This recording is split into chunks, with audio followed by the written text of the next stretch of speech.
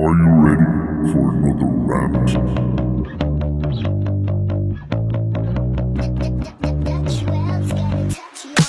That was off. I mean, put your ass up and down this thing. Yeah,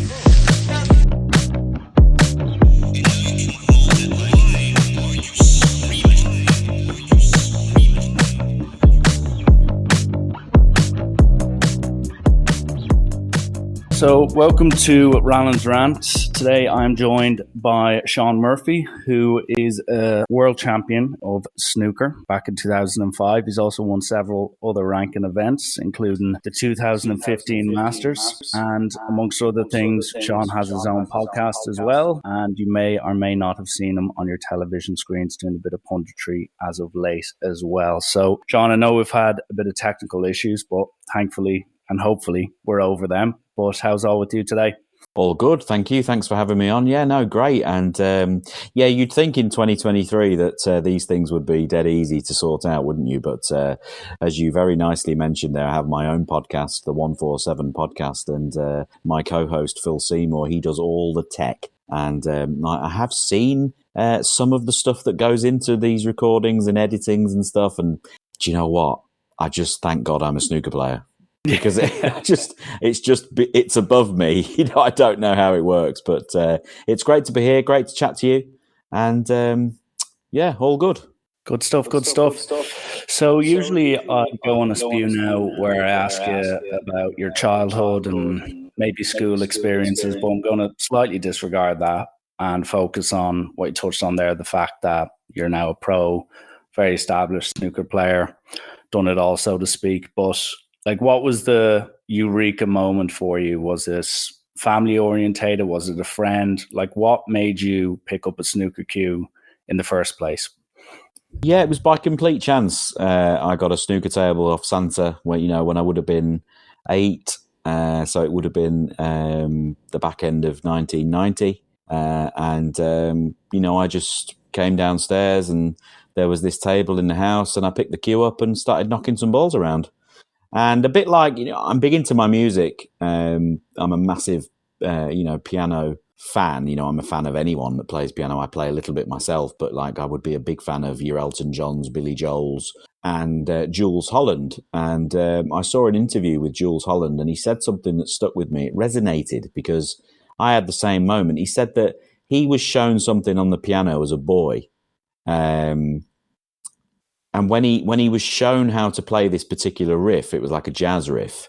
He said the chaos of the universe lined up and made sense to him. And in some way, I had the very same experience when I was shown how to play snooker.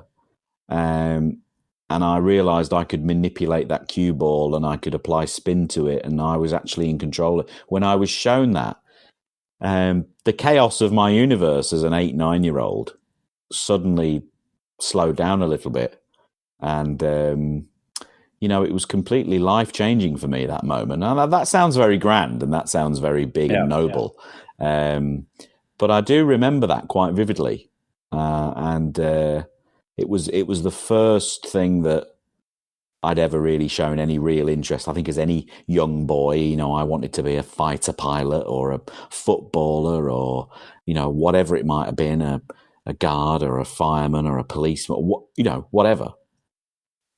But the moment I picked up this cue, there are pictures of me that my mum has in a folder somewhere of me on Stevens's day playing snooker, and I looked like a little snooker player. And we'd had the little 4-foot Steve Davis branded snooker table in the house for 24 hours just. And I look like a little snooker player. It was weird. And I do look back at those pictures quite a lot because it's very special. And I have children of my own now. And my own children they're just at that age where they're realizing that what their daddy does is on TV. They're just, a couple of my recent games have coincided with bedtime or at the right time where they've been able to just watch a little. And I think certainly my son, Harry, who's 6, the eldest, he's just started to watch it and go, oh, gee, hang on a minute, that's quite interesting. And he's now keen on it. He now wants a little table himself. So, again, without being too Elton John-esque, it's the circle of life, isn't it? We're on this circle of life, and it's a mad journey, all right. And well put. And the idea you said there about the miniature tables, I even can recall my dad, one of our Christmas presents from Santa was I think it was a 6x3 footer snooker table. And my dad had to struggle up the steps. He claimed it was probably the start of the end of his health, but he struggled up for about an hour to get that in. And obviously the next morning I come down the stairs and see the snooker table set up, not knowing the trials and tribulation that had gone on before. But you were saying there, like, that was the kind of the big moment for you to establish the keen interest in it. And I'd say if you're a snooker fan now, or even if you're an up and coming snooker player, just a quick Google or a quick kind of search around, you realize there's loads of academies set up. There's places all around the world that are dedicated towards snooker. And in the past, I know in, say, Dublin, if you hear Ken Darcy talk about it, there was just one or two grimy halls that had about 15 tables, very little light, and a lot of drinking, a lot of smoking, and that's how you learned how to play snooker. So back in, say, the 90s, like, becoming the player that you are now obviously takes graft and a lot of work. You can't just go and knock in your first 147 on your first go. But like, how did you get to the level where you were good enough to be on the tour, and like, what did that look like in the 90s? Very, very close to how you've just described it there. I mean, the most snooker players have the same kind of skin. We're all averse to sunlight. We're used to spending far too long inside. And that's something that follows me around to this day. And my wife's always at me that I never want to go out and do anything, in the park, or we live very close to Marley Park in Dublin, and, I'll do anything to avoid going there. It's just because I don't like the natural light. That's all. Yeah. Like a vampire.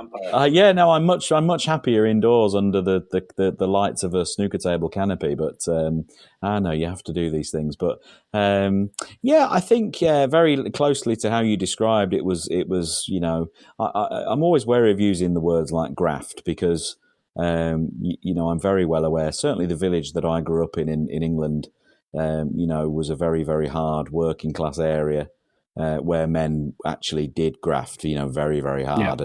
The work I did, whilst it was time consuming, and often, I sacrificed a lot of other things that I could have done to do it.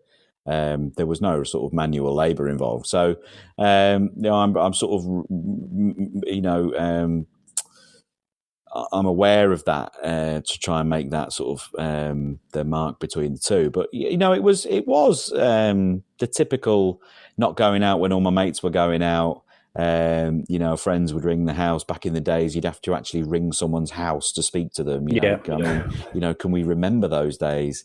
You'd have to ring the landline or make a pre-arranged that we'll see you at the park at Friday at 7 or whatever. It was those days, and my passion was snooker. My passions were becoming a better snooker player. I had the VHS videotapes of the greats and the Davises and the Hendrys, and if snooker was on, I was watching it. Other than that, we'd be at a junior tournament every weekend, an amateur tournament somewhere in the country, somewhere around the UK or Ireland, and we were just on this merry-go-round for years and years and years, until it became that I was sort of on what they called the old. It's called the Challenge Tour now, the Q Tour, I should say.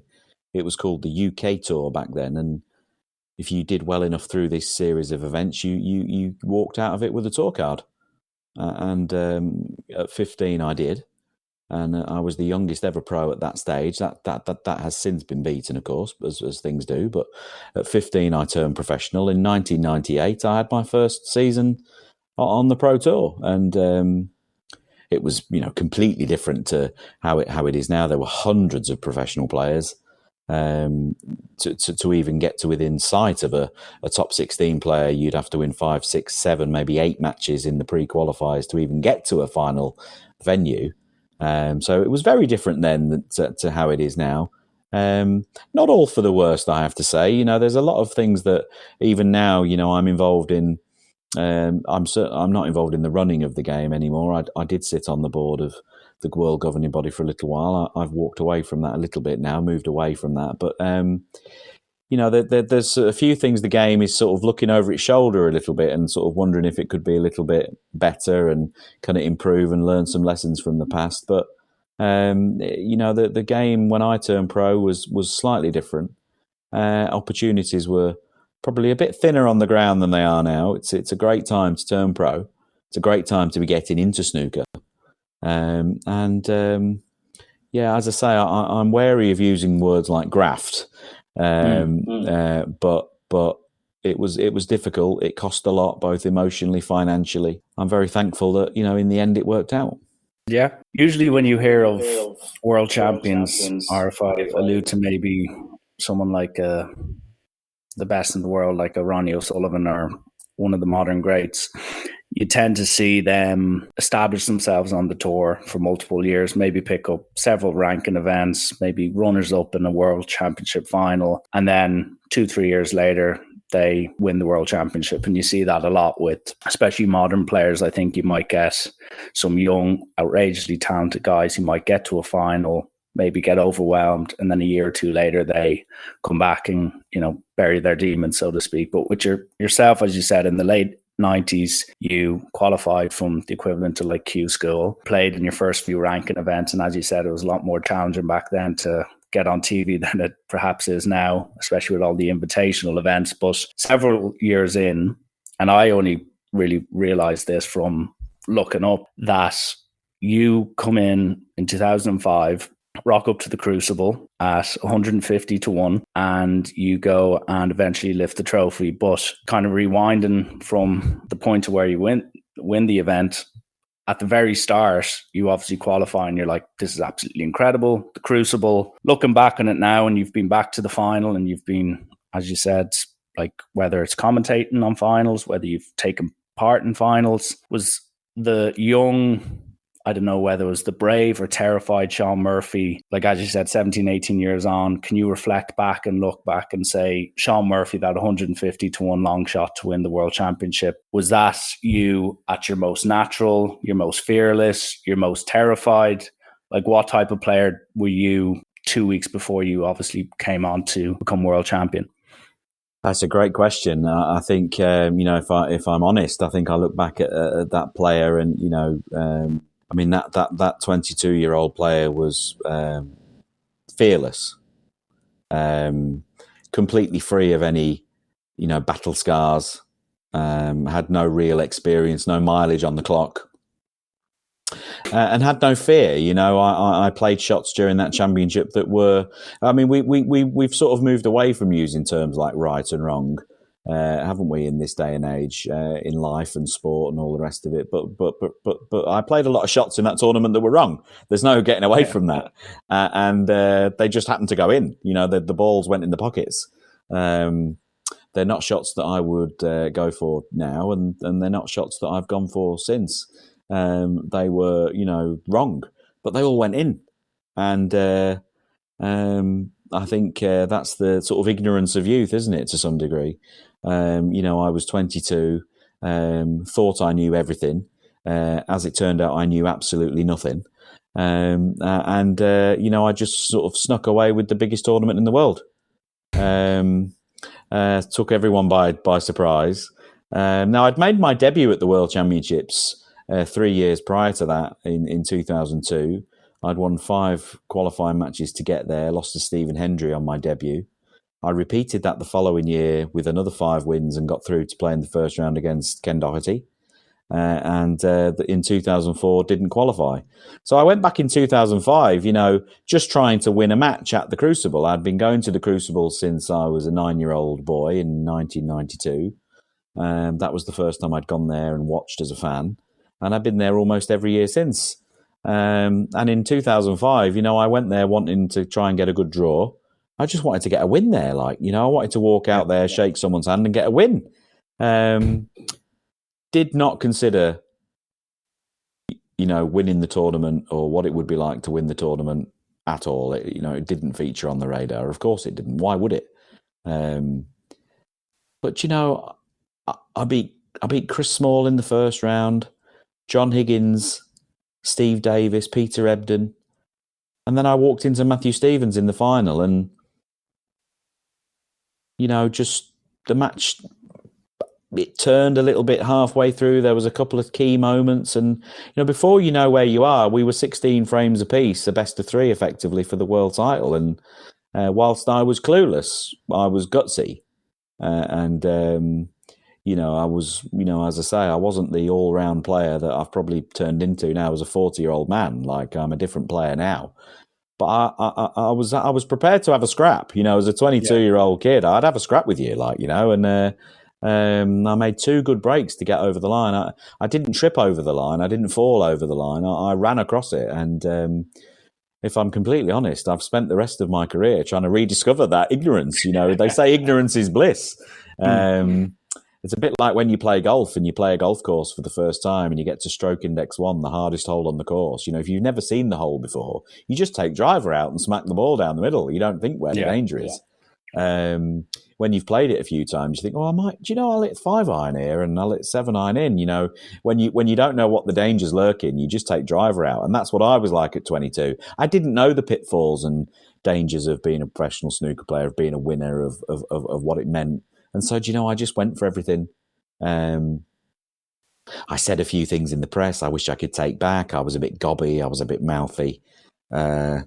And I've really learnt my lessons. And as I say, as a 40-year-old man now, I look back at that part of my career very proudly, but often through my fingers a little bit, Yeah. Like I'd imagine most 40-year-olds would do, looking back at their career in any way, shape, or form. And as you said there, and it got me thinking, you played like John Higgins, Davis, Peter Ebdon. Like, they're 3 outstanding, like, just gritty match players that, especially in the long format over a world championship, you don't necessarily want to draw them, especially when all 3 of them were not exactly like out of their prime. They were steely, tough competitors. But you then referenced that you were maybe playing some of the wrong shots technically, but they were going in. And I do find this interesting because you hear it all the time. And snooker is one of the few sports that, like, you even look at Ronnie, you don't have to be in your 20s to be in your prime and be capable of winning events. And like, even yourself in the press recently, you feel like you're very close to being, a tip-top Shaun Murphy form, capable of winning tournaments. So how has your game evolved? And I consider this similar to like golfers. So Tiger Woods in his 20s had an aggressive backswing, could hit at 330. Now he's a bit more manipulative with his course management. But with yourself, you've always had, say, long potting ability. You've always had, capabilities of break building. But how does a snooker player's journey change with 15, 20 years of, as you said, good times, bad times, self-doubt, big losses, big wins? How does that manifest itself and ultimately lead to where you are now, which is, as you said, a slightly different Shaun Murphy than what you were 15, 20 years ago? Yeah, I think one of the big differences, I think perhaps my generation of players were maybe the last generation who were true shot makers. You referenced it at the top there that nowadays there's quite a lot of academies, there's quite a lot of state of the art facilities to go to and practice your snooker as a young player, chasing the dream. We didn't have that, and I think to some degree it's almost sterilized the game just a smidge, and it's made players it's extended players like myself. The much talked about class of '92 with O'Sullivan, Higgins, and Williams. And everyone sort of down the generational line since then. We grew up having to play snooker to a very high level on any conditions that we were thrown at. And if I can liken that to golf, you don't always get to go out and it's 28 degrees and there's no wind. And you see certainly the older golfers, the pros from the 70s, 80s and 90s, they could just manipulate that ball and shape it, I think, just a little bit better than the modern player. And I don't think it's too rude to say that, perhaps in snooker it might be the same. We grew up playing on all sorts and you had to perform. It didn't matter that the cloth wasn't brand new and the balls were 6 years old and this, that and the other. And, You still had to be able to play that shot that that the match demanded, and I think perhaps my generation and maybe the one after it, we were perhaps the last that had to do that, and I think that's given us an ability to be able to fight our way through certain matches that the younger generation don't seem to have. I think when you watch the snooker, as I've sort of moved into a little bit of commentary and studio punditry work now, I'm very aware of interviews that players give and stuff, and often you'll see players.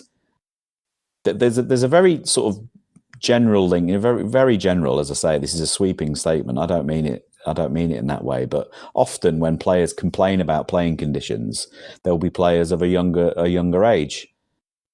And that's all all they've known. That's all they've known. All they've known is perfection. All they've known is that brand new, beautiful cloth on beautiful tables with brand new sets of balls in very, very sterile conditions.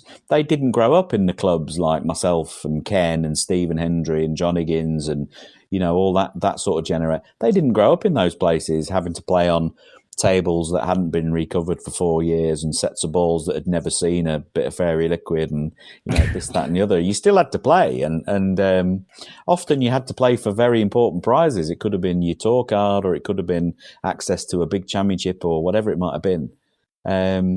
I hear young players now who are chasing their dream of being snooker professionals. They turn down going to watch or going to play in amateur events because that particular venue doesn't hold what we call star tables, which are the brand of table we use in tournament play. Oh, it's not star table, so I won't be going. And you think, goodness, that's the golfer who the golfer doesn't enter open qualifying because it's a bit windy. Yeah, it's an attitude that's changed over the years. We would have got down in the gutter to have a game of snooker when I was a kid. Yeah, and slug it out. And we would have slugged it out over the worst table in the country just for a fiver. We would have been there all night. Whereas now you can't drag these kids out unless they're playing on state-of-the-art conditions, and I think that's softened the game a little bit. But it's extended players like of my generation. It's extended our careers. Because we can still mix it with the young kids. Yeah, and that's evident today, more so than ever. And one thing that a few people were looking to find out is snooker. It's not like, say, if we're going to keep referring back to golf, there can be conditions, there can be the heat, cold, whatever it may be, the course in front of you. With snooker, the table, as you said, it can sometimes be iffy. It can be a bit hard. It can be a bit, slow, whatever it may be. But like, what do you find are some, whether it's yourself or like the best example I can give, if you're playing a Ronnie O'Sullivan, you're talking about an all-rounder who can crucify a 5-0 in an instant. Then you look at someone like Mark Selby, capable of great break building, but then also can drag you down into a safety battle that some people just simply do not want to get involved in. What are some of the, and this is for the sofa fans, the guys who struggle to make a 20 break, what are some of the things that maybe most people wouldn't realize, that maybe gamesmanship or tactics are certain instances that maybe you could refer to when you played a certain player? What are some of the maybe in-game tactics that you come up with when you're playing against a certain player, albeit a great safety player, a break builder, a very slow player, a very quick player who could be capable of losing the head if they go frame down? Do you have any examples of that, or even through your even punditry where you've seen examples of that? Well, I think one of the biggest things, certainly one of the biggest misconceptions about snooker is playing conditions and the lack that those affect the players. I think we've used golf as an analogy already here, but the effect that the weather conditions have in golf is obvious, isn't it? You can see it. You can see the wind and the rain in play, and you can see that green isn't level, and so it's kind of accepted that golfers have. They have a lot more to deal with than snooker players. But it just isn't true. And I could take you to play snooker in Shanghai where the humidity is at 85%, and the game of snooker becomes completely different than it is in London or in Dublin. It's a completely different game. And shots that are possible to play at the Crucible Theatre, they're not possible to play in a theatre in Beijing. You can't play the same shots. And it's the same balls, the same type of cloth, and the same table. But the weather conditions and the humidity conditions affect the way the balls move around the table so much. And it's only something you become aware of once you play the game to a certain level. It makes such a massive difference. You never see a tournament in the Far East where they break the century record for a week's play. Never happens.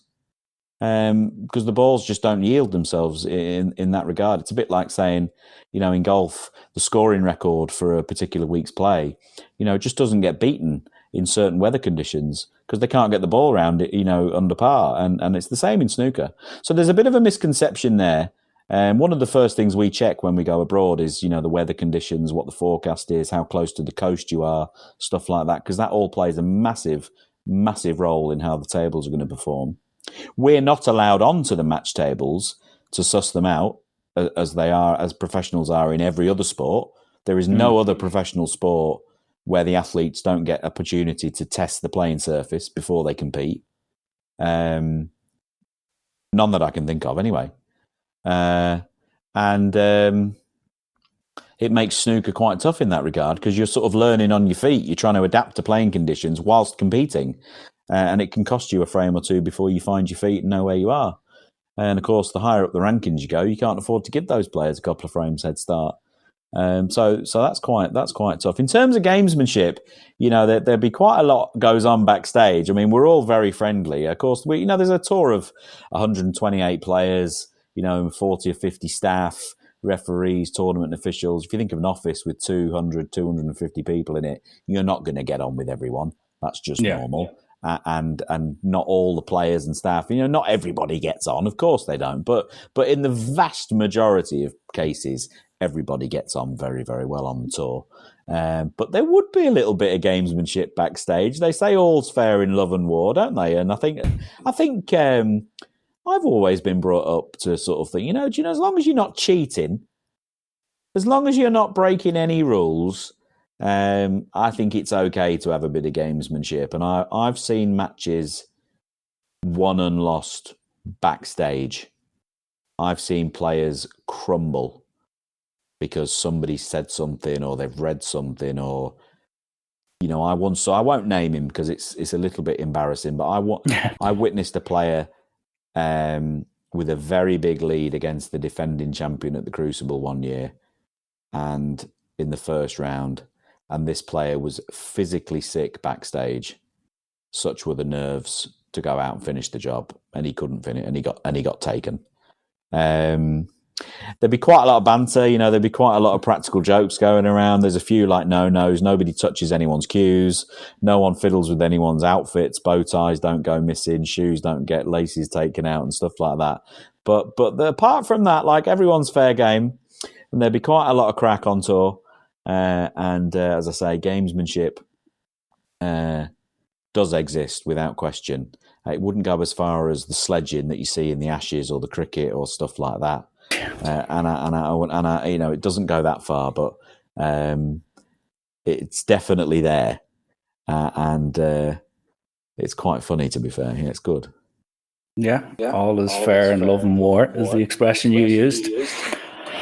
And to touch on kind of where you are now, and I know the Crucible is around the corner. I know there's a few other events that need to be dealt with for all the pros before that, but I'd say once the Masters is finished, the top 20, 30 players, it's nearly like majors, and it's pretty much like let's try peak for the Crucible, albeit it's a long format, but you want your game to be in really good nick for that, ideally speaking, or you want to be confident that you can do something. And as I've said to you, like you've experienced winning it. You've recently gotten to a final as well in 2019, I think, or 2020, the other, hopefully.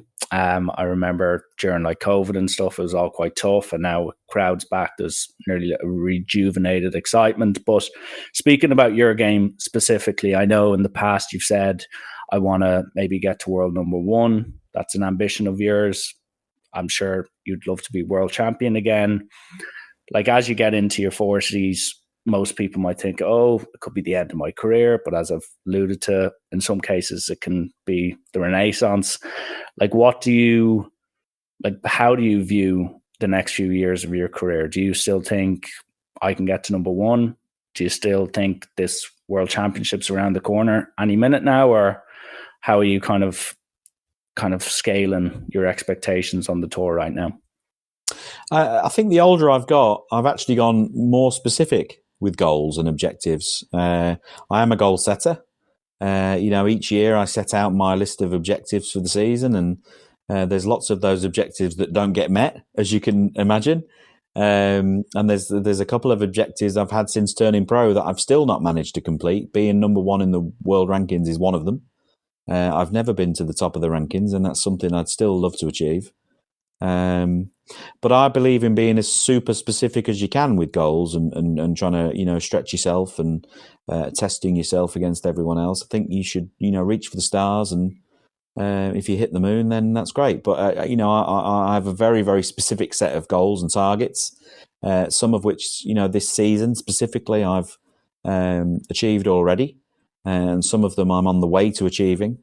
And I've had some good runs in some big events that I thought were going to turn into wins that didn't. I've ran into people just playing like superheroes this season. It's happened 4 times this season where I've just played somebody who was completely unbeatable on the night. There's nothing I could have done, bar physically restraining them in their chair.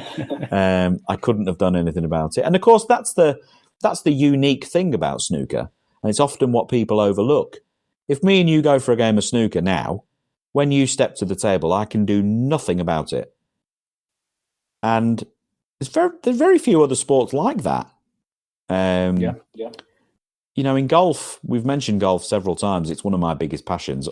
I've done a bit of coaching over my career, and I always revert back to golf because it's what I know best outside of snooker. But in golf, if me and you go and play golf now, you hit your ball and I hit mine. It doesn't affect each other at all. What you do to your ball and your scorecard makes no difference to me. I'll find my ball and I'll hit it again. In darts, you'll throw your 3 darts, I'll throw my 3, and in 30 seconds I get to throw my 3 again. I don't like comparing single player sports to team sports because I think that's like a bit of a pointless exercise. But in single player sports, there are very few like snooker where once you've played your shot, that could be your last shot. And you've got absolutely, you can do nothing about it. And, when you're setting these targets for yourself and these goals and these outlooks for your careers and seasons and weeks and tournaments, you have to bear that in mind. When I went to the UK Championships before Christmas, I knew I was playing really good stuff. And I walked into Jack Lazowski in a gala session Friday night, live on BBC. And I sat in my chair whilst he proceeded to play some of the best snooker I've ever seen. I had 2 scoring visits to the table. I made a 67 break to force a tie in the first frame, and I made a 111 break in the 5th frame or the 6th frame. And apart from that, I spent the night sat in my chair. That happened again in the Scottish Open against Scott Donaldson. The same happened in the English, and it was repeated at the Masters against Stuart Bingham, where against all of those, it wouldn't a nuclear warhead could have gone off in the crowd, and it wouldn't have made any difference to the outcome. It was ridiculous. And I'll never forget when I paired up with an old coach of mine. He was sort of half a technical coach, half a mental coach, and he said one of the things you have to realise in snooker is you're not in control of whether you win or not. And I remember saying that was really hard for me to take in. But he was right. All I'm actually in control of is my preparation and my decisions that I make in the game. And if I perform to a high level, that's great. But in snooker, that doesn't guarantee you the W. And if your opponent plays to their very, very best, there's very little you can do about it. So I think as you get older, you learn to be a little bit more accepting of these things that you're not in control of. I've certainly become better at that as a snooker player over the years. There's lots goes on out there that I can do nothing about.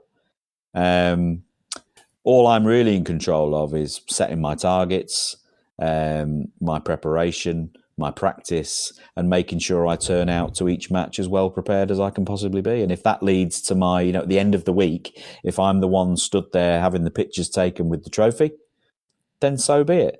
That hasn't happened yet this season. And I'm hoping that there's still a few events before now in the World Championship. But as you correctly said, once the Masters is done and dusted, everyone has that one eye on the World Championship. I've been to 4 finals of the World Championship at the Crucible. I've managed to take the trophy home once, which again links back to what I said earlier about the ignorance of youth. At 22, I had none of the battle scars I have now. And I walked away with the trophy. It's a shame we can't transport that 22 clueless Shaun Murphy into the modern age, because he might still win. No, I feel that as in a roundabout way, my game is certainly as good as it's ever been. I'm definitely as good a player as I've ever been. There's no question about that. The problem I've got is so's everyone else. Everyone else is really good as well and getting better. And I suppose that's the evolution of sport, isn't it? Okay, and well said. One thing I want to focus on a little bit now, and before we wrap this up, is something that is quite, I think, important in snooker at the moment. Whether it's you look at the current world champion Ronnie O'Sullivan, he's had his like demons, so to speak, and he said how taking in a weird way in his own brain how it works, as in like he takes a step back from snooker, he's not stressing as much over it, gives him the freedom. The other side of that is someone like, say, Mark Selby, who's been very open about his struggles, and you've seen dips in form with him. And with yourself as well, you've said that there's been times where you've struggled, whether it's confidence, whether you've even gone on record and said stuff regarding like your weight. One thing I want to just ask generally is, obviously being a public figure where you've got supporters, you've got social media now, how tough is it to maintain such a high level, which you have now for 20 plus years, while, as I said, there's so many distractions, whether it's social media, whether it's your own image of yourself? Like, how have you found that whole experience yourself with regards to being able to separate maybe the negative energy that other people might bring to you, your own head might bring to you, and then, as I said, how that coincides with being a professional, basically, sports person? Yeah, it's a great question, and it's very, very relevant. I think, I chat to a lot of players who've, come from a different generation, and of course, they didn't have any of those distractions, if that's the word we want to use, or social media didn't exist when Stephen Hendry won the last of his world championships, it's a different world, isn't it? And it's a world that's evolving. Often you lose a grandparent and you think, goodness, the changes that grandmother must have seen through her life, and intercontinental flight and landing on the moon and technology and TVs and mobile phones. And, it's no wonder they struggle every now and again, is it? And to some degree, we've been the same in snooker. When I took up snooker, there were none of these outside distractions and influences, and the public didn't really get to interact with you positively or negatively.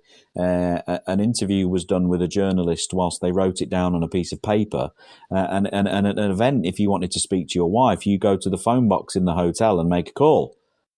That's not the way of the world anymore. The minute I turn my phone on in the morning, or check my phone, because nobody turns their phone off, the minute I check my phone, you are reachable, aren't you? You are contactable. And if somebody tweets me enough, or slips into my DMs, or comes on Instagram, or wherever they might find me, you can be found and you can be hounded. And I've had plenty of that over the years. And there's been a few, fairly obvious reasons why, and people have been very cruel over the years about the way I looked, or this, that, and the other, and that led to that sort of capitalized itself last year, where I took the step to have surgery to try and make myself a better version of myself for lots of different reasons, not because I felt bullied into it by social media at all, but it was nice to just shut all them people up. I have to be honest, it was nice.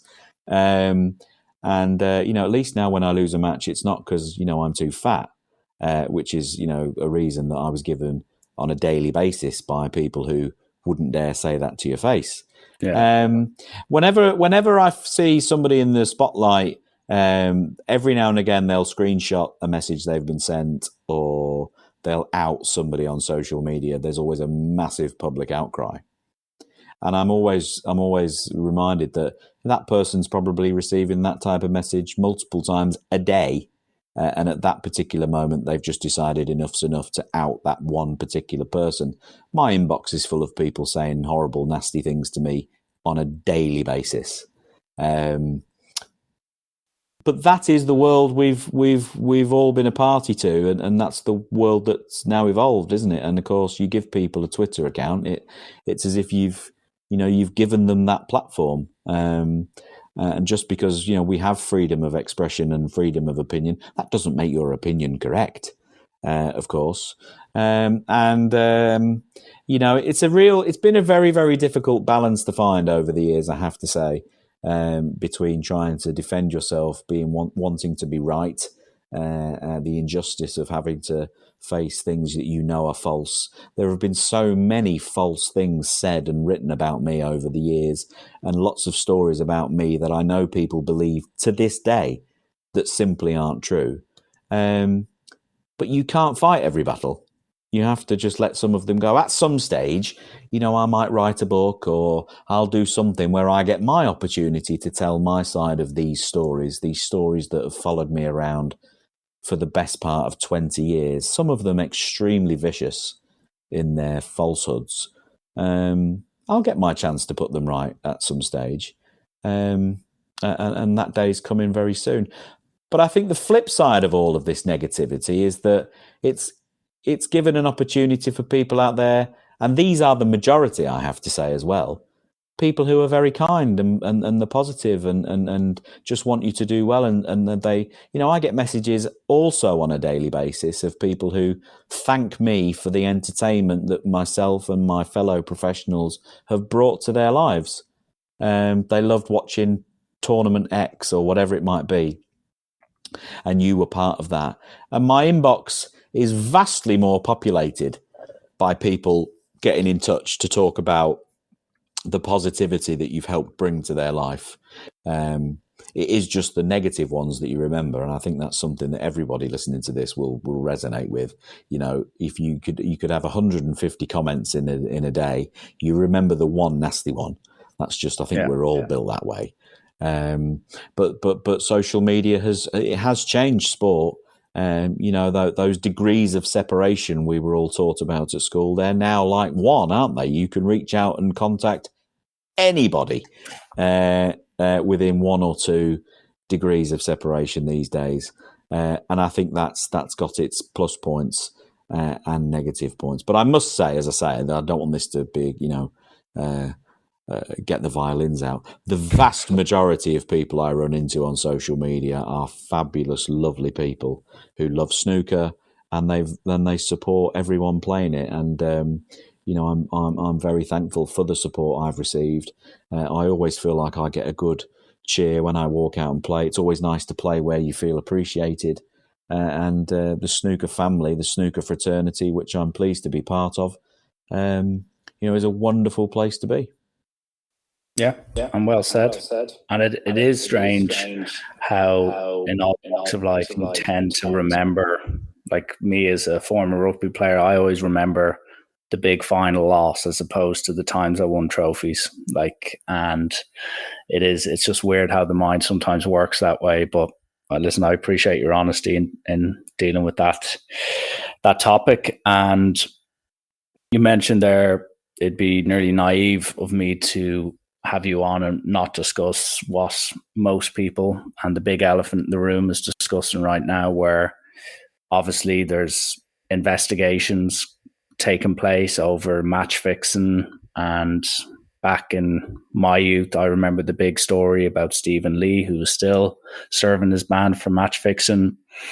And it happens everywhere. Like, you look at Juventus, they've just been docked 15 points due to accountancy issues. Like, you might get problems in every sport, but in snooker, it's kind of rocked it to its core, and rightfully so, I suppose. And everyone's got an opinion on it. Some people might say good riddance. Some people might be a bit more sympathetic, saying they might need more support. We need to get the full details. And you being a pro for such a long time and seeing all the great and all the bad snookers got to throw at you for a very extensive period of time, like, how do you as an elite player deal with this type of news, knowing that you face these people, some of these results may have affected you and, you know, your livelihood, so to speak? Like, how does one reflect on that when you're actually involved in the sport itself? Yeah, it's very difficult to remain level-headed in those types of situations, and I think it's created a very emotive atmosphere on the tour. And I certainly wouldn't speak for everyone on the snooker circuit, but you know, it's been a very dark period, and as you correctly say, it's rocked the game to its core. It's probably the biggest scandal that snooker has ever faced, and Alex Higgins isn't there, you know, to be part of it. You know, he was a part of a lot of the others. Who said there were no characters left in the game? Yeah. Like, you know, but you know, in all seriousness, there are 10 players who've been charged. They were suspended. They've been charged with allegations of match fixing, and you know, I would like to make the point that these 10 players have been alleged to have done these things. They have absolutely every right to a fair hearing, to a fair trial, and I still hold on to the hope, although it's the flame is going out.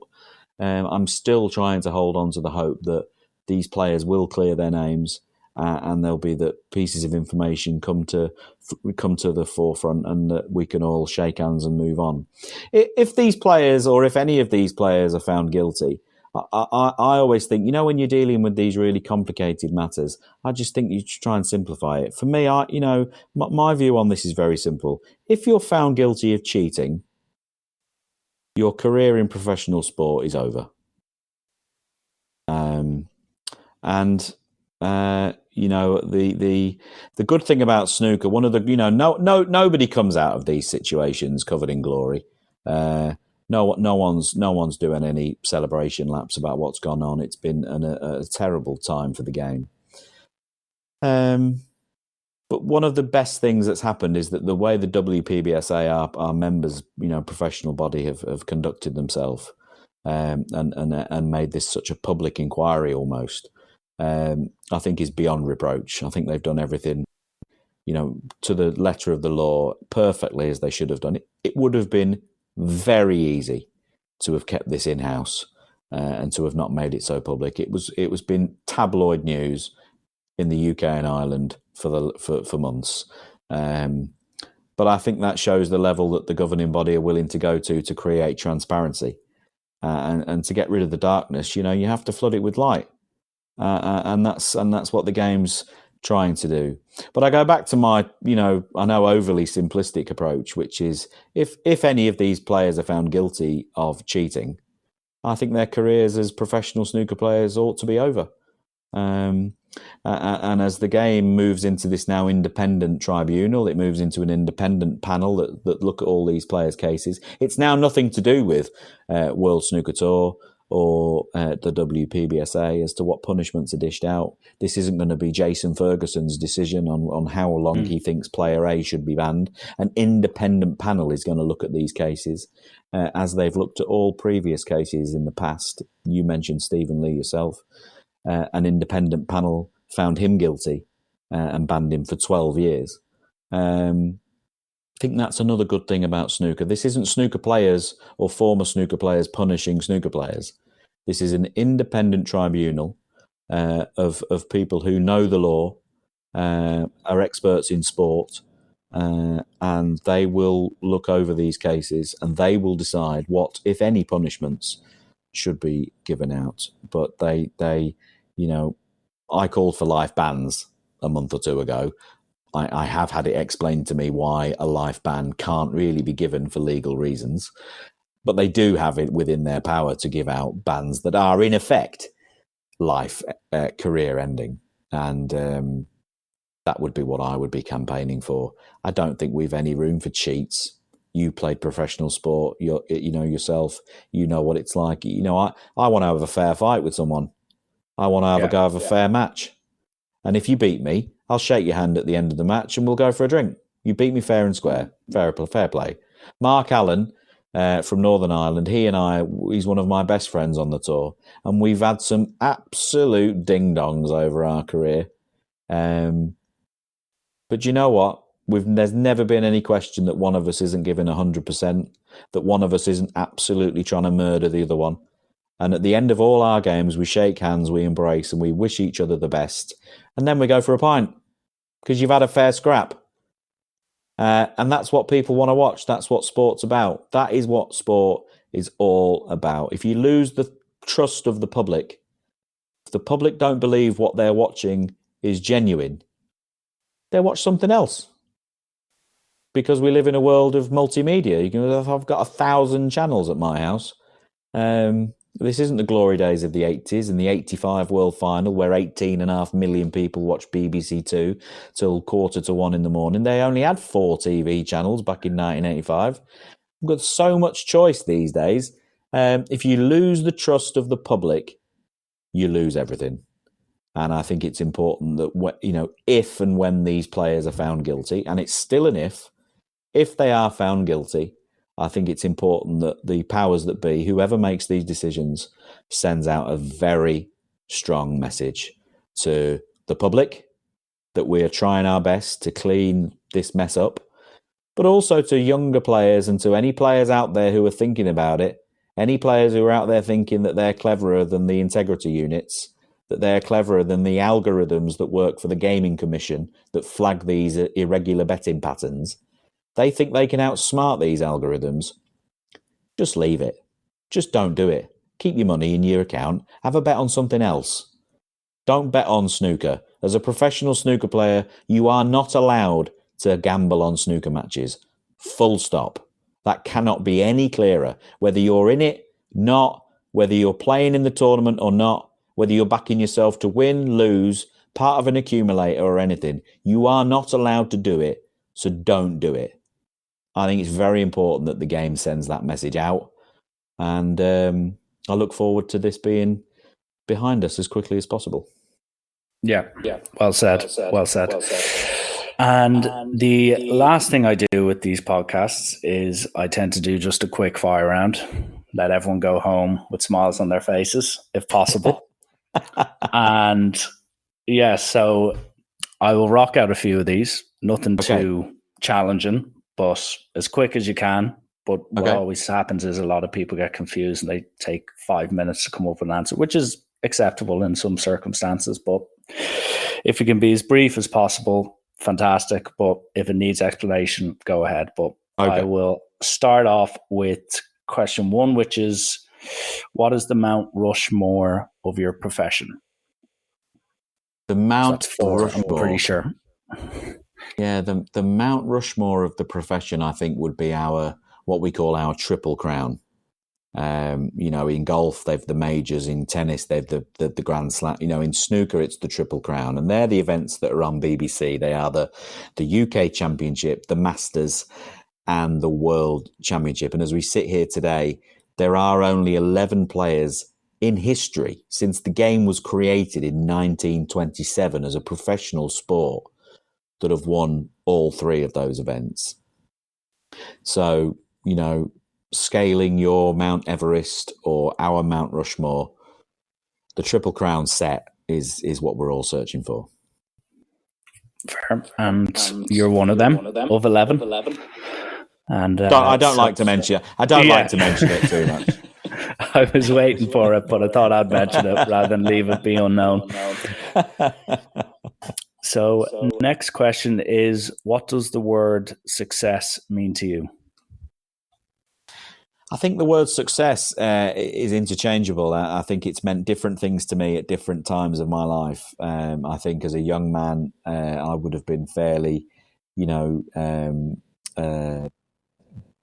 committed to winning the world title as a young man, and the possible, rewards that came with that. I had a belief that, winning that championship would bring me, fortune and fame and some nice attributes and material things. And of course, as you get older, you realise how sort of unimportant those things are.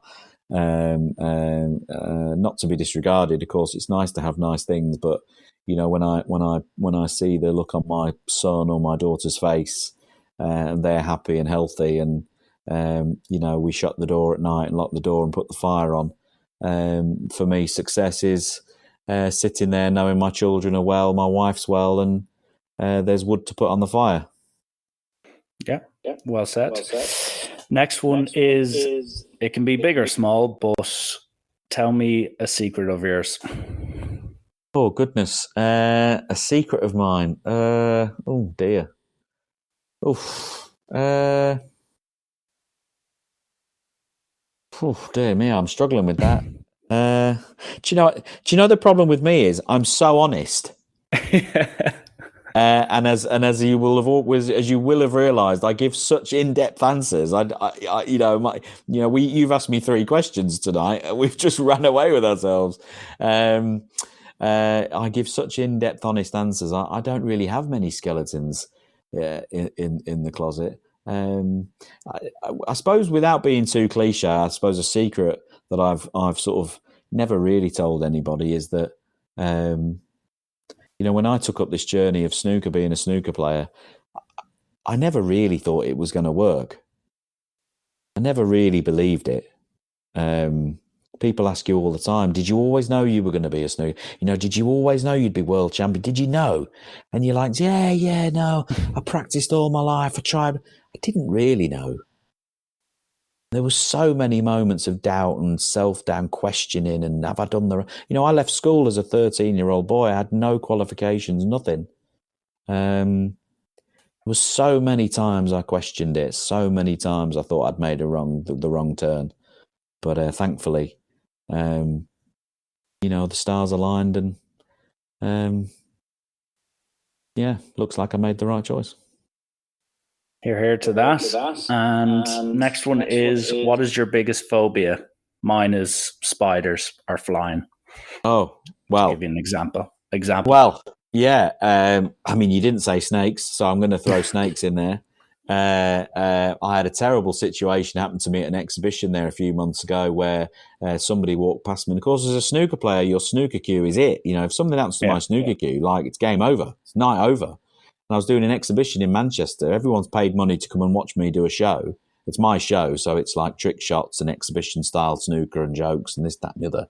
And as somebody's walked past me, whilst the referee was re-racking the frame for frame 4 or 5 of the night, somebody barged past me and knocked into my elbow, and my hand slipped up my cue and knocked the tip of my cue off. And it landed on the floor. And that's never happened in 20 years. And I was like, right... well, that's the night over, isn't it? That's the night finished now. Right then. So we took an early break. We managed to get the tip back on the cue, and the night was a success in the end. But any damage to my cue would be a bit of a phobia. Just touch on it very, very briefly. You mentioned the plane thing. My podcast co-host and I have agreed to jump out of a plane for charity towards the back end of March. And we are absolutely bricking it. Yeah, as you should be. These things that you just agreed to. You go, how have we agreed to do this? And I said to him recently, Phil Seymour. I said, Phil,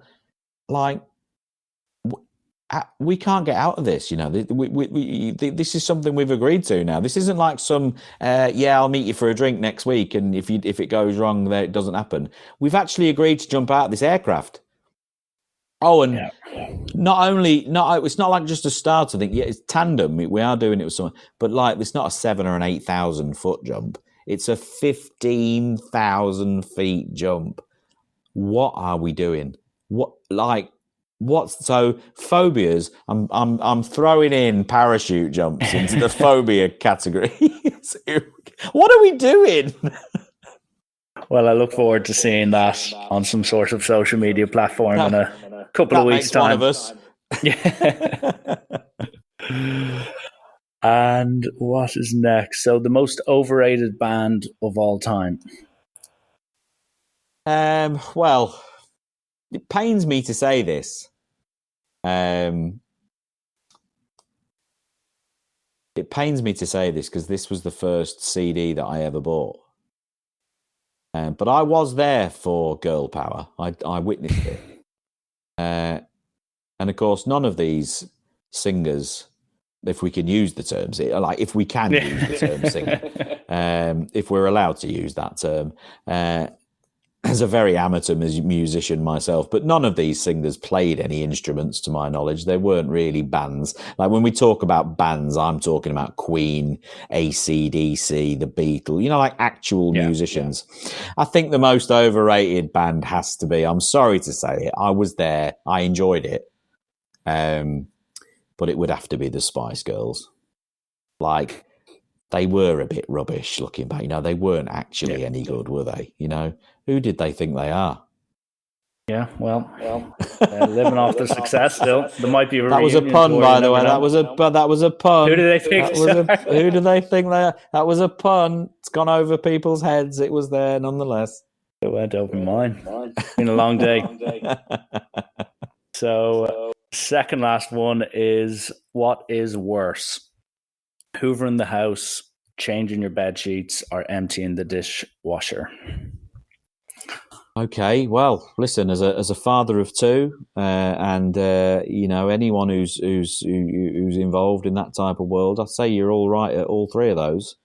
Surely it's one where you're like, oh, yeah. I think out of the three, it's changing the bed sheets. I don't know about you, but I always get the fitted sheet wrong first time round. It's never the right way around, and I'm at the point where I'm actually going to put a mark on it. Because I try and fit it to our bed, I just get it wrong every single time. Yeah. It doesn't matter. I'd love to blame it that Harry is jumping on the bed whilst I'm trying to do it, or whatever it might be. But I put the corner on, then as my mother taught me, I put one corner on, and then I do the opposite corner. And from then on, it should fit itself. It doesn't matter where I start, I get the fitted sheet wrong, and then I have to turn it round. I'm an expert hooverer, so I don't mind doing the hoovering. And every morning, without fail, before I've put the kettle on, I've emptied the dishwasher. So I would have two of those things. I don't mind doing those things because it means my wife has to make breakfast for the kids whilst I'm emptying the dishwasher. It's a bit of a shrewd move on my behalf, actually. A tip to all you husbands out there: just do the dishwasher, then you don't have to do the Weetabix. So that's grand. But yeah, the fitted sheet, that could go for me. I wouldn't change my life if I never saw one again. Well said. And life tips 101 with Shaun, or make sure you go to the dishwasher so you don't have to get Cocoa Pops all over your face. And the last one is, if you could ask yourself, you're going to have to put yourself in my shoes for a very brief period, but if you could ask yourself one question today that I haven't, what would you ask yourself? I suppose I would ask myself, if we just go back in time to 2015, when I had the run to the World Final and lost to Stuart Bingham, I'd probably ask myself, what were you thinking with the red suit and the gold waistcoat? Did you not know you would look like Iron Man / an idiot? That would probably be question number one. I have had, in fairness, I have had the odd out there suit design. I'm currently rocking some very sparkly suits. I saw one, I think, a week ago. Yeah, they've got more than 1 foot in the Strictly Come Dancing, Dancing with the Stars bracket, which I've just embraced my love of all things twinkly. As I've turned 40, I've just decided to go with it. I like it, a bit of a magpie, and I've always kind of shied away with it, so I'm just going with it now. But yeah. I would, strongly look back. 2015, that red suit. What was that? That was a mistake. I'm happy to admit it. I'll own it. It was a mistake. I regret it. Well said, well said. Well, that is a wrap, Shaun. I want to thank you, obviously, for overcoming these, I don't know what you'd call them, device issues that caused us to delay this a fraction. But thanks for speaking so honestly and also recalling some of your earliest days, whether it's around Christmas or in dark halls, making 50 plus breaks and all the way up into current day, Shaun, whether it's on or off the table. And I just want to say best of luck with the next few weeks. I know it's kind of crunch time as a snooker player, whether it's the current shootout or the one or two tournaments on its way, but then ultimately leading towards the Crucible. Let's hope that 2005 isn't a standalone thing, and we could potentially be saying 2023 was the year Shaun went back to the old Shaun that just went for all the wrong shots, but they went in. But we shall see. But no, listen, thanks again for coming on, and I do appreciate your time. I know. Thank you very much. Thanks for having me on. It's been a pleasure. Thank you.